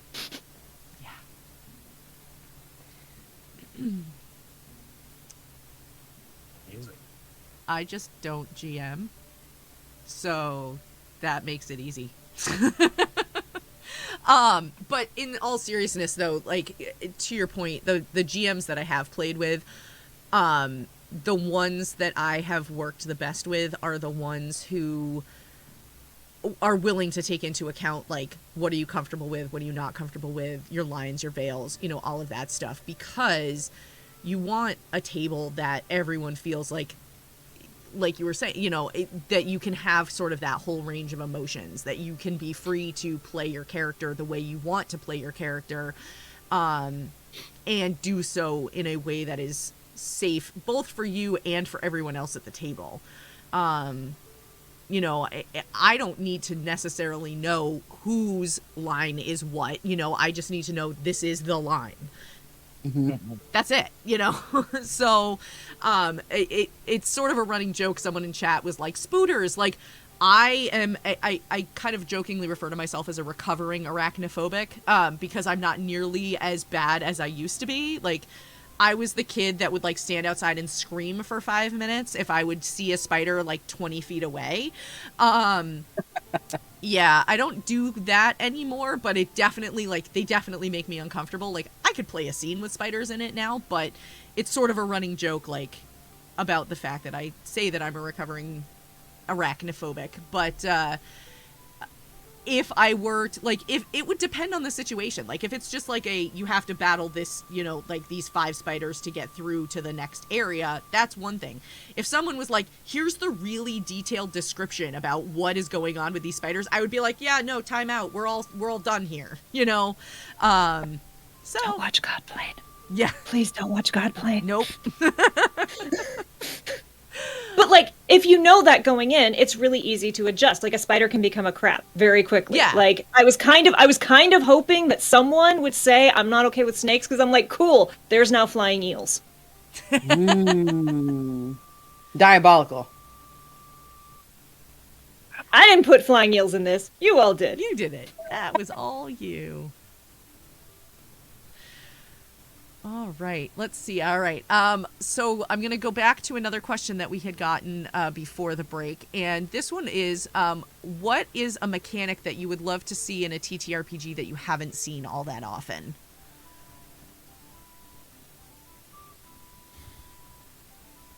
So death treatment that's not death. So Dungeon World has this great last breath move where when you die, essentially you go to the gates and then you have to sort of negotiate your future in a die roll, right? So with death not always being, you know, a permanent thing.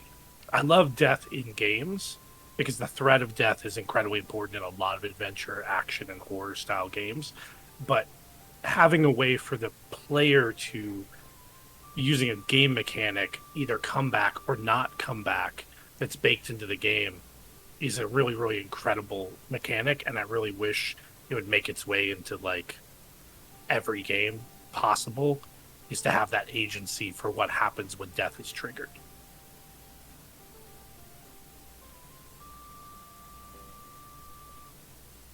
This is a hard question. It is a hard question. I really like flaws. So I would love to see more flawed characters as part of the like mechanics of the games. Like for example, Mouse Guard RPG does this really well, where they like lean on the mice's flaw sometimes to achieve certain things. And like, yeah, we all pick flaws, but I think a lot of times there's that idea that our characters have to be really good at something or everything in order to be relevant. And I think that Nyx does a really good job in kind of showcasing that definitely doesn't need to happen because she's not really good at that much. But because of that, it made her character really, really, like, there were points where, like, you could tell she was freaked out and all the other characters would just immediately surround her and be like, okay, one's got her, like, you're doing okay, like, you're fine. And then the other two are kind of keeping watch as to what's happening. And so it was I love characters, like, even my, Erin, which is a moon druid that I play, she has like no dex, because why would she? Because she can just wild shape into an animal if she wants higher dex. There's no reason for her to have it but I constantly struggle with, like, obviously rolls, because I'm really bad at rolling anyway. But because of that, it's really good for me to like lean into her, and it gives her a lot more character development and a lot more depth. And so I think that systems that like force you to lean into your flaws really helps with your role-playing ability, because then it becomes like you can't just be the perfect acing hero all the time. Like, you're just a person, and that's really cool too. So Savage Worlds, I think, does that wonderfully with their hindrances system. So hindrances and edges. Hindrances, you are required to pick those up, and you get points for them, and then you can spend them on the bonuses, which are called edges. But, as you said, Jen, they have mechanical implications. And I was just thinking, probably some of the best ones was in our Deadlands game, Rich, where Uncle James' character, Max, had the heavy sleeper, I think it's called, or something like that. Oh yeah, Deep It sleeper. came up so many times where like shit's hitting the fan, and he's just up there sawing logs, like just make a roll, and like it's just so cool because you get into it. It's something that you pick up and you choose to utilize, and it impacts the story. It's it's not just something that's a suggestion, like this is your suggested flaw. Like these ones have oftentimes do have this mechanical impact, and for Savage Worlds, I love that aspect of it because I think it just creates such a unique character. It definitely informs Yeah. character creation in Savage Worlds. Absolutely. I mean, I agree with Todd that you can make some great characters and they can have some great RP moments. I think there's a really tenuous connection between the Benny flaw cycle and how that's utilized in Savage Worlds. I think is too nebulous, personally. But I do love the fact that it's in there. It was one of my favorite things about the old World of Darkness games. Every character was flawed from the very beginning. Oh, it's funny you say that, Rich, because that's actually one of the things I love and would like to see in more games. Savage Worlds and the connection between like your hindrances, your edges, and then like bennies, right? I think that what Savage Worlds also does like really masterfully, especially because a lot of their settings, I mean, obviously there's Savage Pathfinder now, so they do have some high fantasy, more D&D style like locations to choose from now, settings, and like a fantasy companion and stuff. But a lot of their games are set in either like a magical realistic kind of society or a realistic situation. And what I think I love about that system is that when you use a Benny, and when you use like the wild die as well, right? Both of those things kind of take the place of reality in the game. Like you might, want to get behind the wheel of your ex's car that is, a stick shift. And someone taught you how to drive stick shift like 10 years ago and you practiced, but you're not really sure if you remember it, and you're just going to try it out and hopefully it goes well. Like in Savage Worlds, that's like every role, right? Every role is, you know what, I'm good at this, but I might not be great, or I'm great at this, but I might be having a really bad day. I'm at -2 because I'm distracted, or Yeah, a D12 guarantees you nothing in Savage Worlds. right, Especially if you're Zach, yeah. right. Yeah, exactly. And like I love that because it kind of mimics that that chance, like that leaving things up to chance. And like Dungeons and Dragons, I mean, kind of dips in, but things are more final in that game. If I can spend a Benny and I can try one more time, you know what I mean? That doesn't guarantee me a success, but it definitely helps with RP because then I can narrate through what happened, right? Like, oh, I remembered that I had researched this, and you know what I mean? Like it gives you all these like kind of crunchy bits to add to, your character and to what you're doing and to kind of inform the game itself. And I really, really love that mechanism. I think, I forget where he was talking about it on, but Brendan Lee Mulligan was talking about he loves mechanics, but mechanics that don't get in the way, because I think, being in the weeds with 5e and whatnot for so long, and then coming into some of these other OSR systems like Mothership, I was just like, all right, I was like anti-mechanics. Like I don't want mechanics at all. But I think if mechanics are done properly, I think to what you just said, Candace, they can dictate story and things like that. And yeah. Well, It can be challenging. Like it can be challenging for people who don't like playing their character. Like I've been at tables and have GM tables where someone has it in their head that they're a hero, but then everything, like all their actions are anti-hero actions, right? And they're like, but that's what my character would do. And you're like, but no, because you're supposed to be a clerk. You're supposed to be going around killing people. You're not supposed to be going around killing people.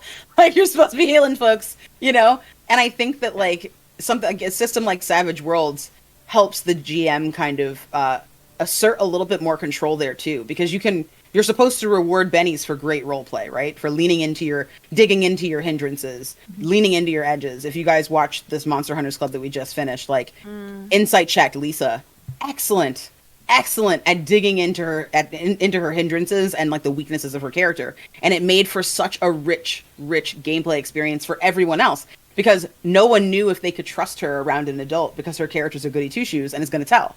So that was like an extra step that I didn't even think of as the GM. Like, I found myself in the first session and I was like, oh, this is going to take longer because I have a character that doesn't want to do the wrong thing and is insisting that everything is by the book, you know? And that was like so exciting for me as a GM. Like, it really kept things alive. And I think that a lot of other systems, you're kind of powerless to stop someone who says that they are lawful good and is actually chaotic evil. Like, you can address it by like speaking to the player, but if they're not willing to reflect on their gameplay, then you kind of just have to like deal with them. You know, you just have to have them at your table doing that. Self-awareness hard. Matters. Well, Yeah, that's hard. That's why I like systems like that force those flaws, because it also gives. I get it, because we grow up in a society where everything has to be perfect. You have to be perfect, and everything. You're the main character in all of your stories, and like that. The table is a great way, whether it's on stream or off stream, to like practice not being perfect. So, but if you have players that are so not self-aware of the characters that they actually are playing versus how that comes across to people, like, that can make it tough. But if you have a mechanical system that forces them to go that way, then they're still kind of like winning the game in a way, because they're doing what they're supposed to be doing. Yeah, that's what, like, my answer to this kind of piggybacks on that, and it's less that I want a mechanic, but it's more that I want to normalize people saying, like, I want to give my character disadvantage on this, or like, I want to, like, because for me, I don't want a system that tells me your character is going to be bad at, like, I don't want the system to tell me when this is going to happen. I want to be so into my character that I'm like, no, they're gonna have this temptation at this point, not because of a dice roll. Because Nick's Coley's saying she's freaking out. Yes. So yeah, for me, like, just normalizing, like, and I've been at tables where someone says, like, I'm gonna do the, at one point I play a half-orc paladin of the Flying Spaghetti Monster, and I was in a situation where she wanted to smack someone that she really shouldn't have smacked, and I'm like, LOL, I'm gonna roll a wisdom check, and it was a nat 1. And I'm like, I'm gonna smack the guy, I'm gonna smack the head of the Thieves Guild. And like, it was a moment where half the table was like, and half the table was like, yes, let's go! And like, I love those moments where, like, you make the decision, maybe the dice help you make that decision, but like, you are deciding your character, as opposed to, I rolled a thing, so now I have to. Yeah. That's a good point too, is like using your, oftentimes where our characters are struggling with the decision, using the dice, like rolling a stat for yourself. Like, just because the GM hasn't told you to roll a stat doesn't mean that your character wouldn't, like, you can't use the dice to help you make a decision for your improv or your role playing or things like that. And I think that should happen more often, I think. Yeah, the new Trophy RPG has a really fascinating Devil's Bargain tool where you can get extra dice, but anybody at the table can present the bargain. It's not just the game master. That's fun. And if you take it, you get to incorporate the mechanics for it. I can't wait to see it at the table. Haven't gotten it to the table yet, but it's lovely. All right, let's see. We have one more question that came in. This one is from Apache1222, and he would like to know, what is your most memorable Nat 1 moment while either DMing or playing? Well, I have too many. I mentioned my half. Jay can talk for an hour on this. I got a real good one. I have a half-orc paladin of the Flying Spaghetti Monster, as I mentioned, Roxy. It's a home game, and there's an interesting thing, because I build weird characters, and I like to leave gaps for my GM to fill in what happened. So, like, I'm like, hey, she worships the Flying Spaghetti Monster. I don't know if the Flying Spaghetti Monster is real. I don't know if she's worshipping another god, just has a name confused, or if, and is allowed in 5e, she is just so committed to this thing that she is manifesting the powers herself. Totally legit in 5e. So I don't know. And so we start playing, and it becomes apparent that anytime I use a healing spell, I have to roll a d20. And if I roll a 1 or a 2, I cause that amount of harm, as opposed to that amount of healing. Through a whole series of events, the party had split, and so the fighter and the paladin are off over here, while our squishy warlock and has already died twice squishy rogue are over here fighting an undead. It was very bad. I'm using divine sense to try to track these down and booking it across the entire city. I'm in a full panic, especially because the rogue is following us because of me, so I'm responsible for him. I run up. The warlock is alive by 9 hit points. The rogue is alive with 2. And is trapped underneath the now dead undead who's laying on top of him. So I run over. No, I take it back. I think he was unconscious and making death saves. So I get there, I run up, I shove this undead off of him. I lay on hands for 20 points of healing, and I roll a nat 1. Now, I was already having a little bit of a crisis of faith with my god. We were already doing this whole, I don't like what you're asking me to do, and I'm over here having a complete freak out and threw a dice across the room because we're now officially in Broken Oath territory, and I was not ready to play a Broken Oath paladin. And then I was reminded that I had an advantage, so it was okay. I didn't have to completely respect my character. But that was it was my GM absolutely let me freak out and pace the room and hug my cat very, very hard before he reminded me that I had a reroll. It was a very dramatic nat one. A couple for me, just kind of think about that in a mechanic sense. 'Cause I'm not sure, 5e what because I don't believe there's any definition for what happens on a nat 1. Generally it's just a failure, right? It's a for sure failure, but it doesn't define what that is. I'm sure there's advice or suggestions on how to handle that, but in Mothership and Savage Worlds, I think they really go and say, this is a bad situation when that comes up, and it's up to the to the GM or whatever. A quick one from Mothership. I did a one shot, and Scientist, when they were fighting a bad guy, Scientist was like, all right, I guess I'll try and help. Grabbed the shotgun, critical fail, and shot his companion. So it was chaos, and just, the thing, wonderful players, and they played into that stuff. But, and actually I think it was them, he knew with that, with a bad shot, they played into that as well. It wasn't even me coming up with that. The other one, though, was from our Deadlands campaign, Horror at Hutstone Hill, and we had a huckster who was dealing with the devil, which is basically where they get to attempt to cast a power they don't have normal access to. And it was an invisibility spell, and was going to cast it on themselves and the counterpart, which happened to be his uncle in game, and because they were going to sneak up to this little camp.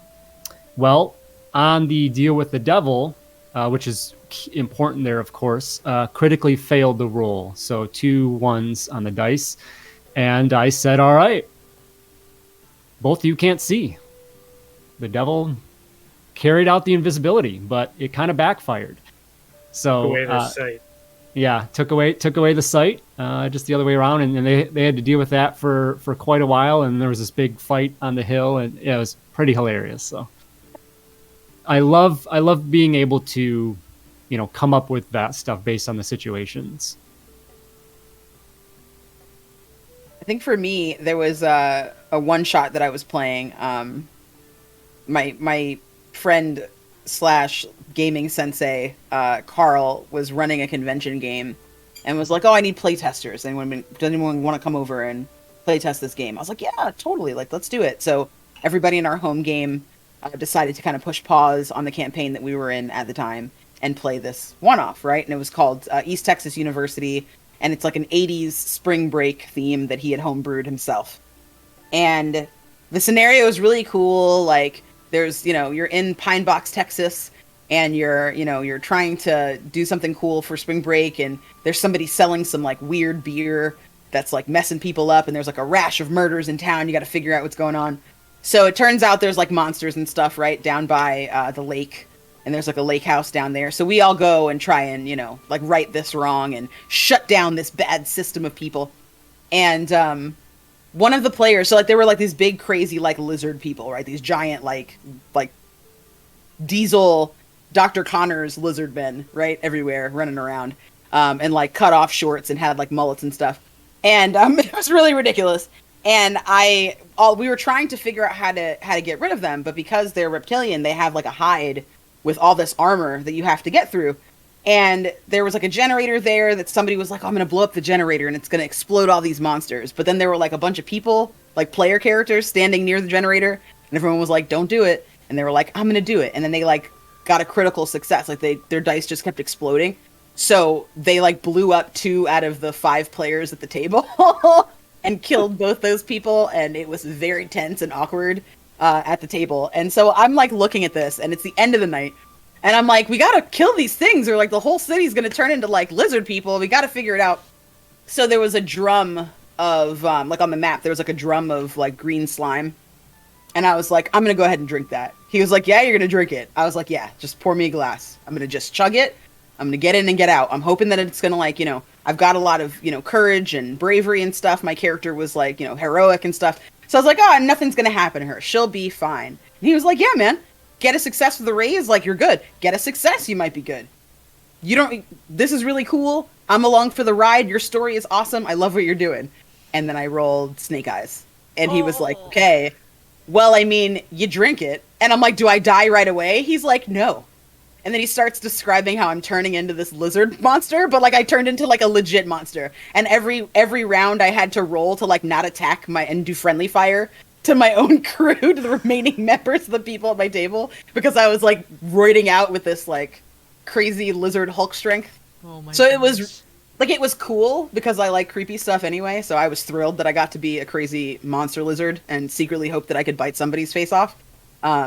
Unfortunately, that did not happen. I got to go out into the bayou alone and retire and find an alligator to settle down with.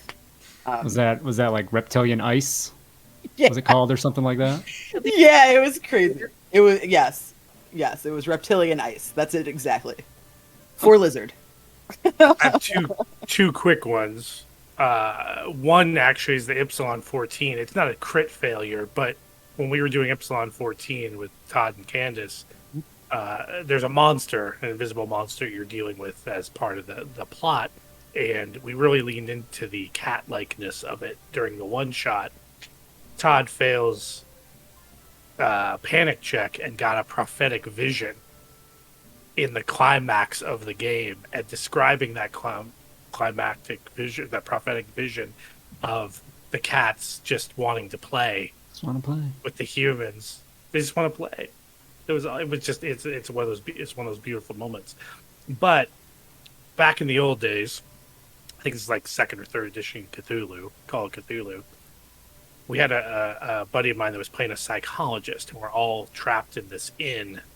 And there's the inn has been transported to Pluto. We don't know this, but it's literally been moved to the planet Pluto. And these things are trying to come in and get us and drag us outside. The psychologist fails his sanity check and gets dragged out into Pluto the entire time saying, I disbelieve. This isn't happening. I disbelieve. Oh, God. That's amazing. It was incredible. I know, Jen? Oh, go ahead. No? No? Well, I have to say the most impactful critical fail I've ever done is in Dead Planet, and you need to watch it because I can't say what it is. But I'm constantly failing dice rolls. If you've ever watched me in anything, I'm more likely to fail a dice roll than I am to succeed in a dice roll. But the good thing is when I do succeed, it's usually at some very critical moment where if I failed, it'd be done and I don't fail. So I would have to say Dead Planet's the most impactful one that I was like. Jen and her dice have a connection about the dramatically appropriate time. And your rolls in at the end of God Plane. The good ones or the bad ones? Because, like... I mean, both. Yeah, no. There was yes. like, okay, so let me just get you... Actually, this happened in my game last night. It's a home game. So this isn't just a stream thing. This is literally any game I ever play. This is any MMO, RNG. Me and RNGesus are not friends, like, in any capacity. If there is a Rare EX item, I will never get it. I won't. It won't happen.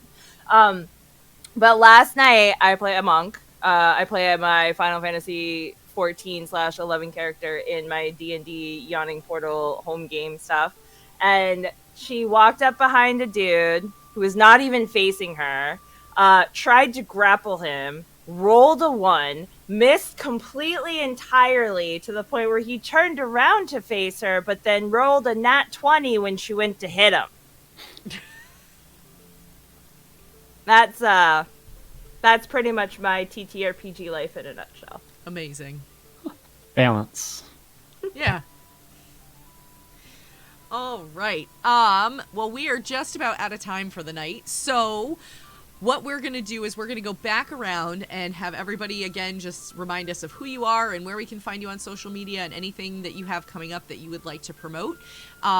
We're going to go in the reverse order of when we started. So we're actually going to start with Jen this time and go the other way. I know. All right. But Jen, you have to do it as a rice ball. Okay, hold on. You don't have to tell me twice. Ready? Best plan. I got this. I All right. approve of this. So, wait, did it freeze? Where'd it go? What happened? There it is. There it There is. you go. There it is. There it is. Okay. Hi. I am Jen. These are the type of chaotic shenanigans you can find on my stream. I'm Youngles in chat, by the way. And you can find me on Twitter at JenGeeky. I have stuff coming up, but I don't really know what it is because I just say yes to things. So pay attention to my Twitter. Like, honestly, I'll be like, oh, I have a thing tomorrow. Right, I was supposed to do that. So my Twitter is the best way. I don't tweet too much depending on the day, so notifications are right. But you can find me during the day. I'm a director of models at Tyrus Talent Agency. I'm also work partnerships at GamerGoo. I have a pretty big LinkedIn presence. If you ever need help with any of your stuff,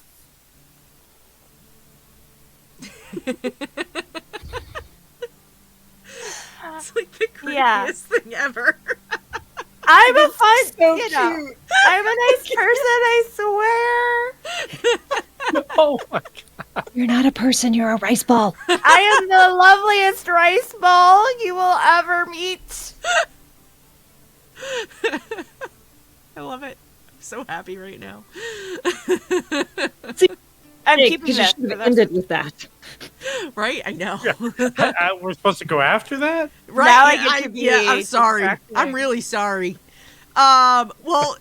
Jen the Rice Ball, thanks so much for coming on and hanging out tonight. I loved getting to have you on. Todd,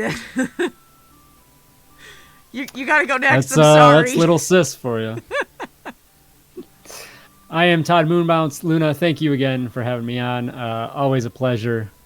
Great to have an opportunity to bring us back together. So thank you for that as well. It's been a while for the rest of us. So you all can find me online at Todd Moonbounce on Twitch, Twitter, YouTube. Be the main spots for that, or check out the Star Wars content via Dungeon Jedi Masters.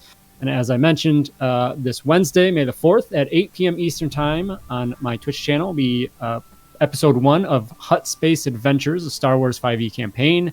And then on Thursday will be release of Vagrant Freighters at Radio Show Actual Play as well. The end of the month, I have a special project coming out with a couple people here, which we'll be announcing as soon as we can. And then, of course, in June, we have the fundraiser for the Trevor project that Candace is GMing. Super looking forward to that. And then I've got a couple other projects in June as well. So just shoot a follow on Twitter to see what's going on. And I'm always looking for new players as well for new projects. So that's another good place to see what's going on. So that's Awesome. it. Again, Luna, thank you. Yeah, thank you, Todd. This was great, and I was really glad when you reached out and was like, "Hey, can I bring the cast?" And I was like, "Absolutely." Yeah, this was a lot of fun. So thank you so much, and I will definitely be keeping an eye out on your Twitch stuff because I know you've got a lot of cool stuff in the works. So awesome, Rich. All right, so I'm that old GM. You can find me at iCrusaderblog on Twitter. I've been in a lot of projects with Todd here. I played the Android 4D in the first season of Vagrant Freighters for the Dungeon Giant Masters podcast. I was JT Beauregard, Professor of Miracles Extraordinaire on the Dead Planets run of Headstone Horror. Deadlands. Deadlands. What did I say? Planet. Am I drunk now? Oh, and then in Dead Planet, I was the hand of, the Yellow King and Chaos and Carcosa. And if you love yourself some cosmic horror, and if we haven't pumped the Mothership RPG up enough, please go check it out. Please watch Dead Planet. It was the greatest project that I've ever had the pleasure of being involved in, thanks to this amazing crew of talent that did some amazing things. And I think that's about it. Awesome. Well, thank you for coming on. It was great to get to meet you, and look forward to other things that you're involved in. So, Candace the Magnificent, who is going to lose it right now. I have a sticky note that I'm going to put over Jen on my screen so that I can speak to everyone. I'm like 5 seconds away from crying because it is so funny, and I don't know why it's so funny for me. I'm not usually a talking creature, like talking animals and babies and stuff. I'm not usually that person. I hate that. But this, for some reason, just really does it for me. So I apologize. I am Candace the Magnificent. You can catch me on Todd Moonbounce's Twitch channel as well as his YouTube channel. In Dead Planet, as you guys know, Monster Hunters Club, my first GM stream that has gone really, really well. It was amazing. You'll catch me again in June for Thirsty Sword Lesbians. If you are somebody who's interested in gaming with us, please look online on my Twitch, my Twitter, or Todd's Twitter, and definitely submit an application. You can find me on Instagram at Candace the Magnificent, as well as YouTube. I'm going to be doing a May the 4th concert with some parody songs. I'm going to do a little Weird Al. And then I wrote 2 or 3, depending on whether or not I get this done, 2 or 3 parody songs that I wrote myself that are Star Wars parodies. So please check me out. And it'll probably be late, though, so you guys can also watch Hut Space Adventures, because I'm probably going to be doing that, too. Amazing. And yeah, you can also find me at Valor Studios. I'm not sure when we're going to be streaming Axion, but please, keep your eyes peeled. I'm at that Candace Girl on Twitter. Awesome. Well, thank you. If you haven't seen the art for Axion, oh my god, it's so nice. It's so nice. Yeah. And Luna, thank you so much for having me on. Like, I'm really excited to be here. Yeah. It's wonderful to meet you, not in a chat room. Yeah, outside of, well, I mean, I was gonna say outside of Discord, but technically we're still in Discord, so yeah. But yes, I always tell people it's always really nice when I can put a face to a Twitter handle. In this case, it's really nice to put a face to a Discord handle, but same thing. So yeah. And Kay. Hi, you're probably gonna hear my cat screaming. Sorry, it's that time of night. Jareth. Yeah, Jareth is just looks like Jareth, sounds like Sarah. I'm Kate Purcell. I'm a community manager in video games. I am all over the internet at KDamnFear. I've been doing community management and content creation for a very long time, as in since before Facebook existed. So, I do, with my other half, Full Rubber Ducky, we do a TTRPG talk show every Tuesday, so come on over to KDamnFear on Twitch and hang out, ask questions, suggest topics, and if you are experienced in the field and would like to talk, we are always looking for guests. We've had several of these people on and are going to have more of you all. If you watch Vagrant Freighters, you might just hear a familiar voice popping in from time to time. I had the great honor of guest appearing there. like I said, coming out in late June, I'm going to be joining the cast of Emergency Power Podcast. I can't wait for you all to see the art, my character. It's killing me that I can't share it yet. Going to be helping out with Thirsty Sword Lesbians in June. That is, June is my birthday, so I always do a charity thing for my birthday month. So I would love you to come join that. Watch me interview the cast of Critical Role on Gaming Trend. That went well. Kind of a big deal. So Yeah. No big deal. That's fine. I do lots of other things. There's a Strixhaven thing that's going to come out soon, I hope, and some various other projects. David and I are working on our own little thing that's hopefully going to come out soon. And if you want to be part of streams, come find me. I've got a Discord where we do announcements and we hang out and we do fun stuff and share all of the memes. So thank you for having me. And thank you for asking questions. This was a really fun chat. And thank you for letting me reunite with my friends. I've missed them, even if I'm not creepy this time. Well, thank you. Thank you so much for coming on. Thank all of you for coming on. This was a lot of fun to get to know all of you. Like I said, we raided into the stream several times. And so it's really nice to actually get a chance to chat with you all. So thank you all for coming and hanging out this evening. I am Gamer Mom Luna. This has been Tales from the Tavern. Usually this is the part where I say we're here every Sunday night at 8 p.m. Eastern. However, next week is the 100th episode of Tales from the Tavern. And so we are having a ton of fun. There's going to be a big celebration. I've got a really fantastic group of guests coming on. We've got a bunch of giveaways. I've got a copy of 10 Candles that's autographed by the creator to give away. I've got some dice catapults to give away. We have some gift cards to, Drive Through RPG to give away. We've got some content from Underground Oracle to give away, and we have a gift card to Gemmed Firefly to give away. So, going to be a lot of fun. It's like I said, it's going to be a great crew. So please come and hang out. And then I'm taking 3 weeks off because I have a bunch of fundraisers to plan. We will be coming back in June. On June 5th, we'll be returning with the season 4 premiere, which also will happen to be a crossover of Tales from the Tavern and Hot Ones. So if you're familiar with Hot Ones, we are going to be doing basically that while doing a Tales from the Tavern. And it's the ultimate skill check. I know. And we're going to be raising money for World Central Kitchen. So I'm very excited about that. We're really looking forward to that event. Again, a really fantastic group of people that I know I will not be able to contain myself around. It's going to be great. And then coming up in July, we will have a full weekend of fundraising for Extra Life. We'll be doing the Extra Life charity stream weekend extravaganza, bringing that back again for the second year. Last year we raised a little over $1,000. I would like to raise $1,100 this year.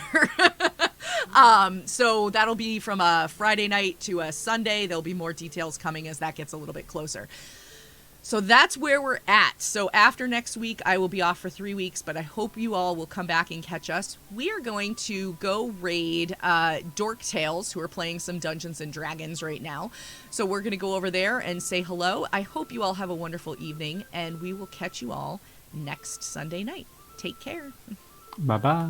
Bye. I should go.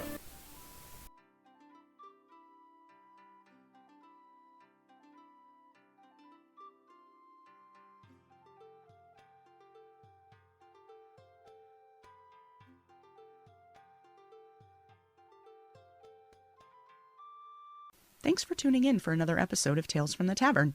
You can catch this podcast recorded live every Sunday night at 8 p.m. Eastern, 5 p.m. Pacific at twitch.tv/GamerMomLuna. All of our questions come directly from chat, so we never really know what to expect when we go live. If you ever have a question or would like to add something to the conversation, feel free to reach out on Twitter at GamerMomLuna and use the hashtag TFTT. You may just get to hear it answered. Thanks so much. I should go.